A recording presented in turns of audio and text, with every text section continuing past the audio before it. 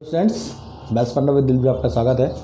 इसके पहले की वीडियोस हमने निर्देशांक ज्यामिति से संबंधित बहुत सारे महत्वपूर्ण कॉन्सेप्ट पर चर्चा की है और उसमें प्रवणता है, अंतःखंड है, अंतःखंड क्या होते हैं और किस तरह से अंतःखंडों में प्रश्न आते हैं और प्रवणता किस तरह से निकाली जाती है, वास्तव में प्रवणता क्या अर्थ है, सब मैंने स्पष्ट किया है। पहले की वीडियोस आप देखिए, लगातार निर्देशांक ज्यामिति के जितने वीडियोस आप देखेंगे तो आपको इसका फंडामेंटल पूरी तरह से क्लियर होता चल जाएगा। आज मैं आपको जो महत्वपूर्ण प्रश्न आते हैं प्रवणता और अंतःखंड पर, उससे संबंधित ये बताऊँगा।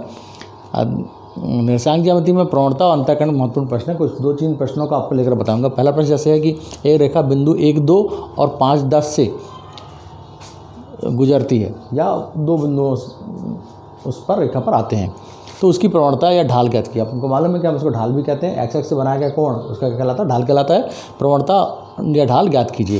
तो यदि आपको किसी प्रश्न में दो बिंदु दिए जाएंगे, बहुत सरल प्रश्न होगा, दो बिंदु दिए जाएंगे, तो कोई रेखा में बहुत सारे अनंत बिंदु होते हैं और अनंत बिंदु में से कोई भी दो बिंदु यदि आपको ज्ञात हैं, वैसी स्थिति में हम प्रवणता के सूत्र से प्रवणता या ढाल ज्ञात कर सकते हैं।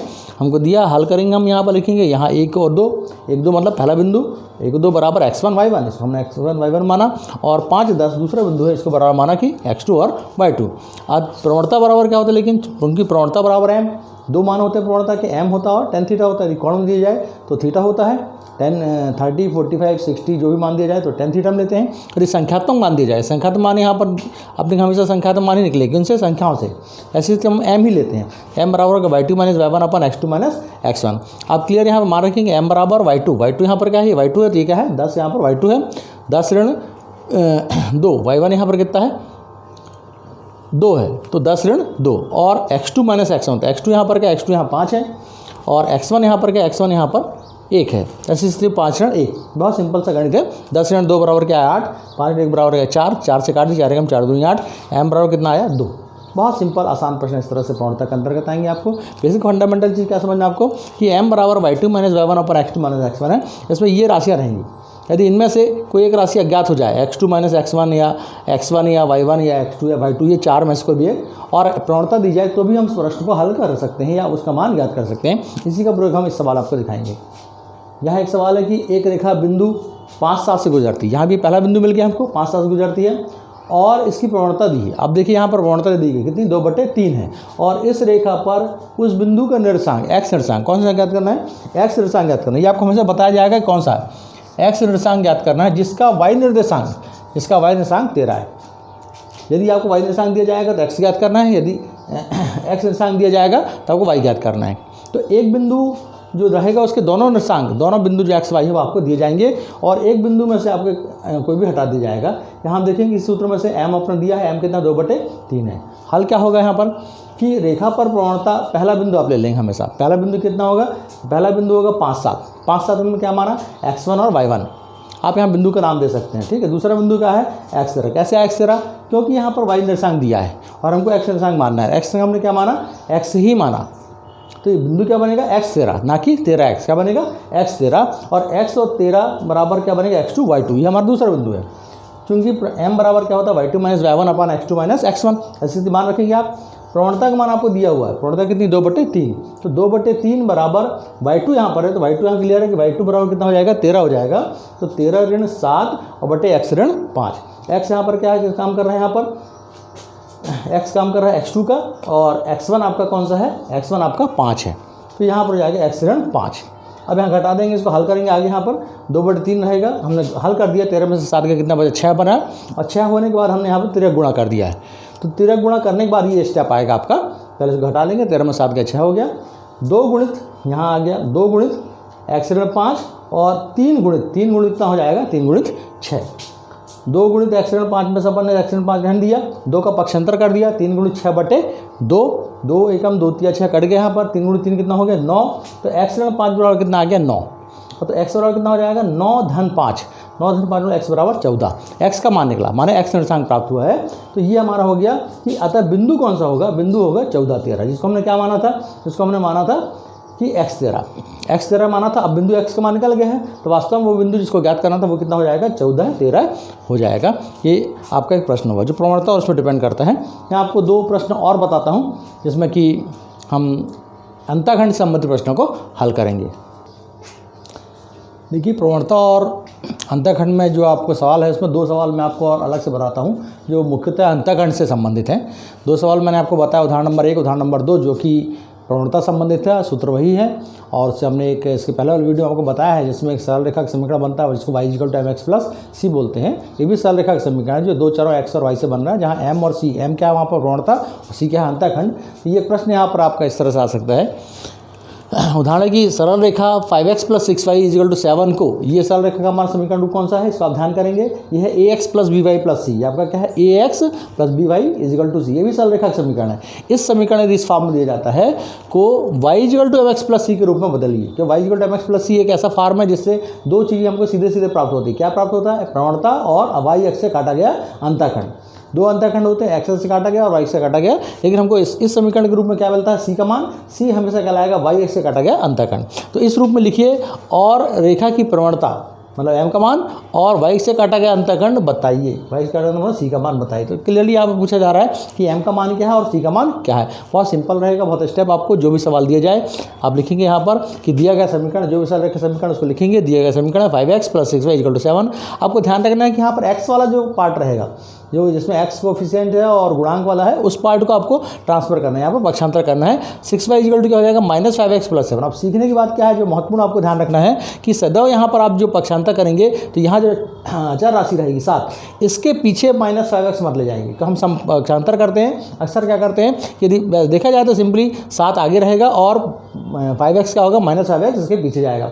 वैसा ना करते हुए आपको जो x वाला पार्ट है उसको सदैव आगे रखना है और चर राशि को उसके पीछे रखना है। चाहे वो धनात्मक हो धनात्मक रहेगा, ऋणात्मक है तो ऋणात्मक रहेगा। और यहाँ यदि धन का मान है +5x तो -5x आएगा, यदि -5x होता तो यहाँ पर +5x होता। लेकिन महत्वपूर्ण पार्ट आपको यहाँ पर जो ध्यान रखना है, जो आपको मैं बताना चाहता हूँ कि समीकरण को हल करते समय आपको क्या करना है, इस वाली स्थिति में आपको 5x वाला जो पार्ट है इसको सदैव यहाँ पर क्या करना है कि आपको आगे ही रखना है। इसका कारण आपको स्पष्ट होगा आगे।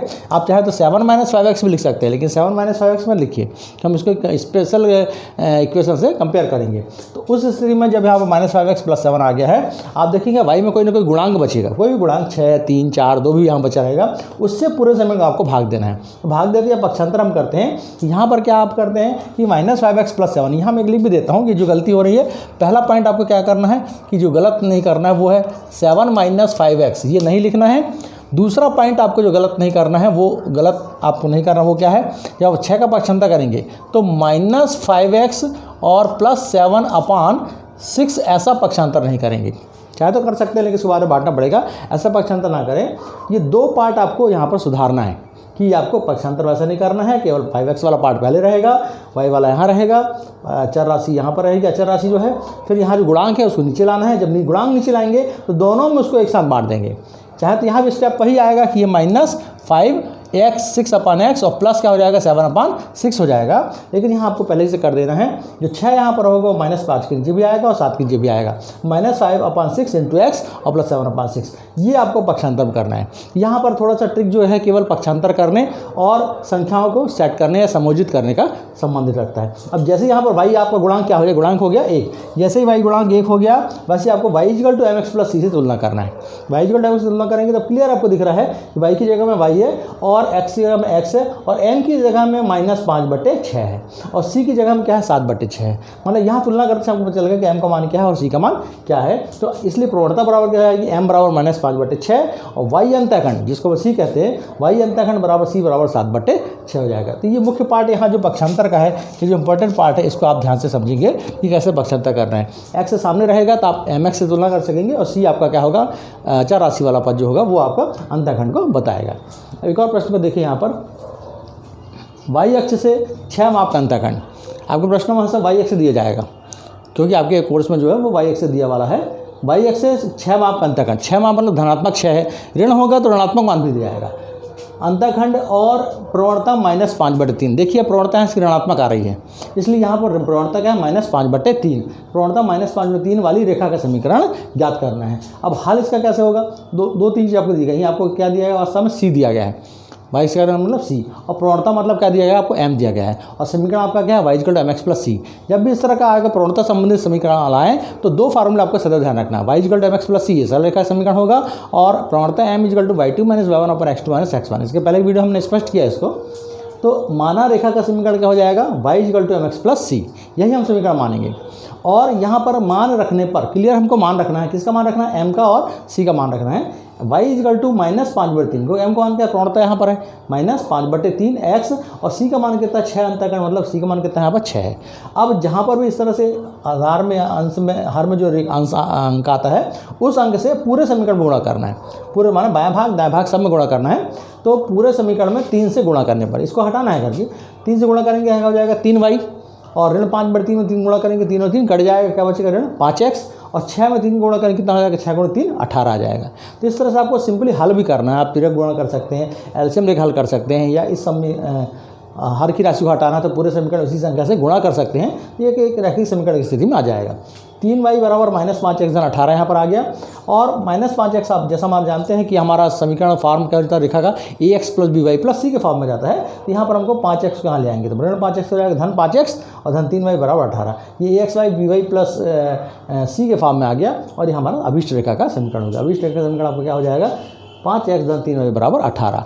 और इसी समीकरण को आपको यदि पक्षांतर करना पड़े तो आप इसी विधि से क्या करेंगे, यहाँ पर 3y यहीं रखेंगे और 5x वहाँ पक्षांतर करेंगे, और जब 5x को पक्षांतर करेंगे तो आप ध्यान रखेंगे कि 5x वहाँ पर क्या होना चाहिए, वो -5x होना चाहिए और पहले लिखा जाना चाहिए। तो 2 प्रश्न मैंने आपको यहाँ पर स्पष्ट किए। यदि आपको संख्याएँ दी जाएँ, मान दिए जाएँ, तो आपको समीकरणों को से m और c का मान निकालना है। यदि m और c का मान दे दिया जाए तो आपको समीकरण का या रेखा प्रवणता को बनाना है। आप मेरे चैनल को लाइक करिए, सब्सक्राइब करिए, और वीडियोस देखने के लिए आप प्लेलिस्ट में जाइए। प्लेलिस्ट में आपको सारे कक्षा के फोल्डर दिए हैं, उस फोल्डर ओपन करके आप वीडियो के ऊपर नीचे स्क्रॉल करेंगे तो आपको सारे अध्याय के वीडियो मिल जाएंगे। जो आपको पसंदीदा वीडियो है, जो आपको चाहते हैं, जिसकी जानकारी लेना चाहते हैं, उस सब टॉपिक पे आपको वीडियो मिल जाएगा। और चैनल लाइक करिए, अपने दोस्तों को शेयर करिए। थैंक्स।